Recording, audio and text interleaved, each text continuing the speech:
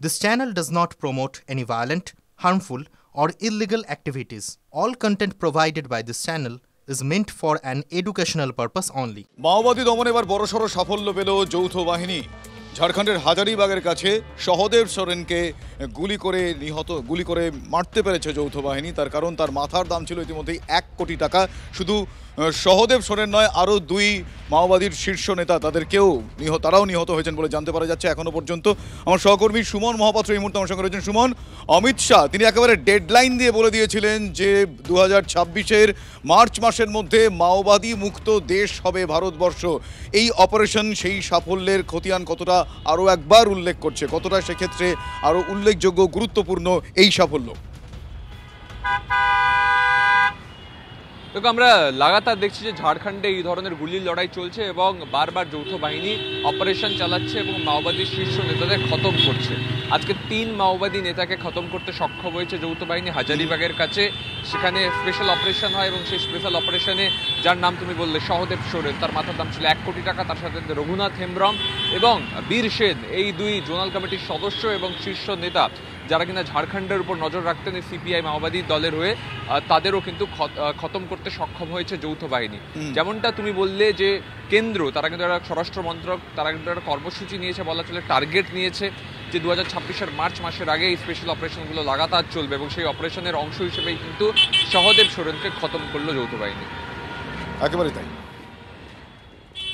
আর এই অভিযান কত বড় সাফল্য এনে দিয়েছে এটা নিয়েও জানবো। আর এই সহদেব সোরেন, যার মাথার দাম 1 কোটি টাকা, কেন কতটা গুরুত্বপূর্ণ এই বিষয়টা একটু জানার চেষ্টা করব। সিজার মন্ডল আমাদের সঙ্গে রয়েছেন।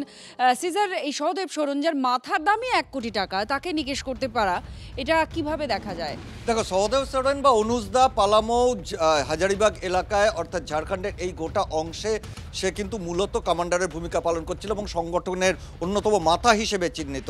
লাস্ট যখন মাওবাদী সংগঠনের সেন্ট্রাল কমিটির বিস্তার ঘটে তখন কিন্তু সহদেব সোরেন এবং বাংলা থেকে অসীম মণ্ডল ওরফে আকাশ, এরা দুজনেই কিন্তু কেন্দ্রীয় কমিটির অন্তর্ভুক্ত হয় এবং তারপরে ঝাড়খণ্ডের এই পালামু হাজারিবাগের বিস্তীর্ণ এলাকায় সংগঠন সামলানোর পাশাপাশি অরবিন্দজির অত্যন্ত ঘনিষ্ঠ বলে পরিচিত এই সহদেব সোরেন এবং তার সঙ্গে যারা মারা গেছে রঘুনাথ হেমব্রম, যার বাড়ি হচ্ছে গিরিডিতে, এবং 3য় জোনাল কমান্ডার রয়েছে বীর সেন গঞ্জু, এরা প্রত্যেকেই ওই এলাকার সংগঠনের গুরুত্বপূর্ণ দায়িত্বে ছিল এবং সেই জায়গা থেকে এই 3 জনের মৃত্যু এই এনকাউন্টারে, সেটা কিন্তু ঝাড়খণ্ডের একটা বিস্তীর্ণ অংশে মাওবাদীদের সংগঠনের একটা বড় ধাক্কা। এই কারণেই, কারণ ছত্তিশগড়ে পরপর অপারেশনে যেখানে তাদের জেনারেল সেক্রেটারি বাসবরাজু সহ একাধিক শীর্ষ নেতৃত্বের মৃত্যু হয়েছে, সেখান থেকে কিন্তু মাওবাদী শীর্ষ সংগঠনের শীর্ষ নেতৃত্বের একটা বড় অংশ তারা অন্য বিভিন্ন স্টেটগুলোতে ছড়িয়ে যাচ্ছে এবং সেই জায়গায় এই যে শেল্টারগুলো, এই স্থানীয় সংগঠকদের মৃত্যুর ফলে শেল্টারগুলো কিন্তু কেন্দ্রীয় নেতৃত্বের কাছে আনসেফ হয়ে যাচ্ছে আর সেখান থেকে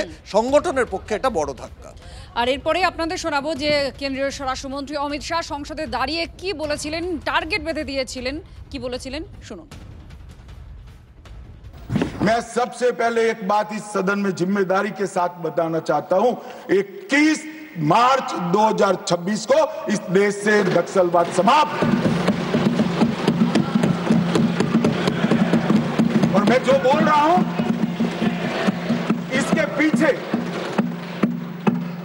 नरेंद्र मोदी सरकार के 10 साल का परिश्रम, बारीक आयोजन, इनकी विकास की भूख संतोषने के लिए किए गए प्लानिंग और पैसों का आवंटन है और सुरक्षा ग्रिड को एक भी जगह गैप न रह जाए इस तरह से हमने पुख्ता किया है।